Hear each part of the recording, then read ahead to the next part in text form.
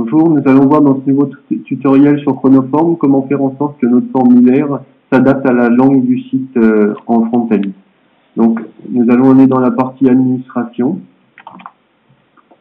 mon utilisateur et mot de passe. Ensuite, nous allons installer le composant Chronoform. Voilà. Donc, par contre, il faut utiliser absolument en fait le composant Chronoform version 3. Donc, on commence par le composant. Je vais transférer. Je vais mettre des liens en fait pour aller directement sur le site du constructeur pour télécharger directement les composants, les modules et le plugin. Voilà. Une fois qu'il est bien installé, on va passer au plugin. Transférer. Et maintenant au module. Même si le module n'a rien à voir en fait dans ce tutoriel. Donc, nous allons aller activer le plugin, donc dans extension gestion des plugins. Je classe en cliquant sur ID pour avoir le dernier plugin que j'ai installé. Donc ici, je peux rentrer dedans ou directement l'activer avec le point rouge qu'il y avait ici. Donc je fais activer, oui. Maintenant je fais sauver. Nous allons maintenant aller construire notre formulaire de contact, donc en allant dans composants, Chronoform, Form Wizard. Donc là, je vais prendre une textbox, je clique dessus maintenant, je remplace click me et je l'appelle no. Ici, je vais lui dire qu'il est obligatoire. Je vais faire appliquer. Voilà. Maintenant, je vais prendre un deuxième champ pour le prénom.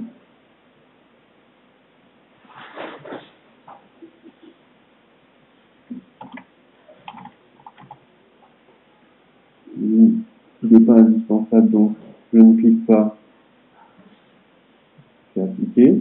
Maintenant, je vais mettre un text area pour le contenu. Donc, celui-là, je vais l'appeler texte. Voilà. Par contre, je vais le rendre obligatoire. Et maintenant, je fais appliquer. Ensuite, je vais mettre aussi un captcha. Pareil, je souligne ici et je vais l'appeler copy code. Je fais appliquer. Et maintenant, je mets un bouton. Voilà. Surtout, je ne clique pas sur Submit. Je viens bien cliquer dans la bande grise à côté. Et je vais l'appeler envoyer. Je fais appliquer. Ensuite, je vais passer à la deuxième étape. Donc en cliquant ici sur Step 2. Je vais cliquer sur l'enveloppe. Voilà, j'ai un champ rose. Je vais mettre un champ tout. Ensuite,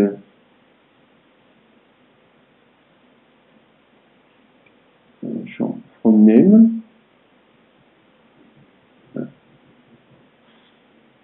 From email. Et un sujet. Voilà. Quand je clique sur le premier, je vais mettre mon adresse email, donc email@gmail.com.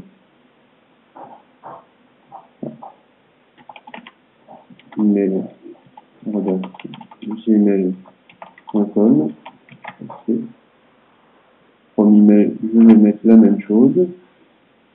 Le sujet, j'ai marqué formulaire contact. From name, je vais mettre site Chronoform. Voilà, ça sera des infos en fait qui vont atterrir directement dans ma boîte email à moi. Voilà. Ensuite, ici, je passe enable en yes. Je je fais appliquer, et je vérifie aussi que tout cela ici soit bien en Enable Yes. Je vais à l'étape 3. Voilà, l'étape 3, j'ai rien à faire dedans si j'ai pas envie. C'est pour designer en fait nos réponses qu'on va recevoir en fait dans notre messagerie. Je vais à l'étape 4. Alors soit ici, je lui donne directement une URL sur laquelle il va devoir atterrir une fois l'envoi du formulaire. Ou alors ici, en fait, je peux aussi laisser un message au correspondant en lui disant votre message c'est envoyé. Voilà. Et maintenant, je fais enregistrer. Je vais lui donner un nom, formule 1 par exemple, c'est le nom du formulaire, et je vais faire sauver.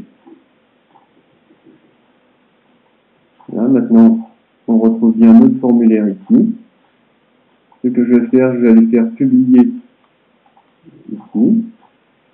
Ensuite, je vais éditer mon formulaire en cliquant sur formule 1. Voilà. Dans plugin, là maintenant j'ai plein de phrases rouges. Par contre, en fait, sur multilangue, pour activer, en fait, justement, il faut cliquer sur le bouton vert pour qu'il passe au rouge ici. Et là, en fait, ma fonction multilangue pour le composant est activée. Je vais aussi dans Général, donc Enable Result, je mets Yes. Si je veux un anti-spam, je peux mettre Yes et puis changer aussi le fond, ici, de là, si j'ai envie. Bon, je vais le laisser par défaut.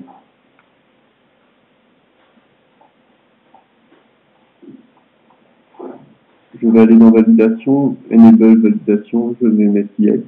Et là maintenant, je peux faire Sauver. Voilà, les paramètres sont pris en compte. Et là, par exemple, si on avait été en fait dans Joomla Fiche, qui est un composant en fait qui permet de traduire le site internet en plusieurs langues.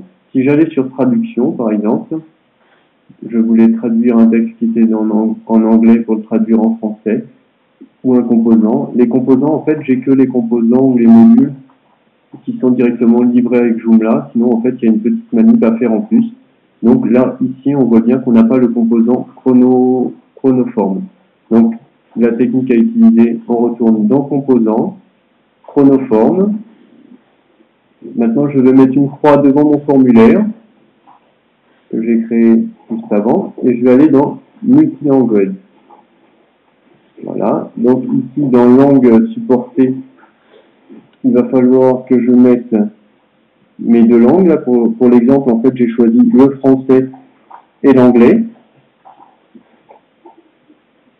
Donc voilà, je vais mettre fr-fr, virgule, en-gb. Ici, on me demande ma langue par défaut.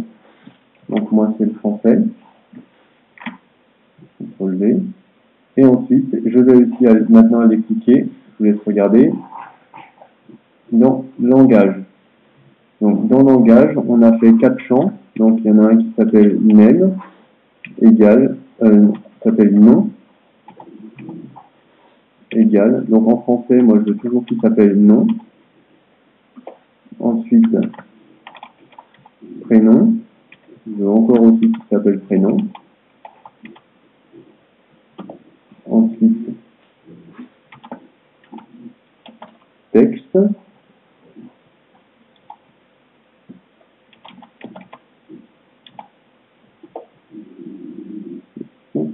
Après, j'ai aussi copy code.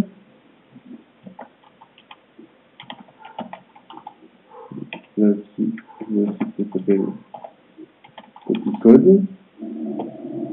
Et j'ai aussi envoyé.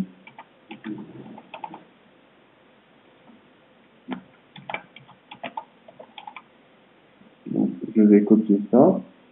Donc, ça c'est pour la langue française. Et là maintenant, je vais faire pour la langue en anglais.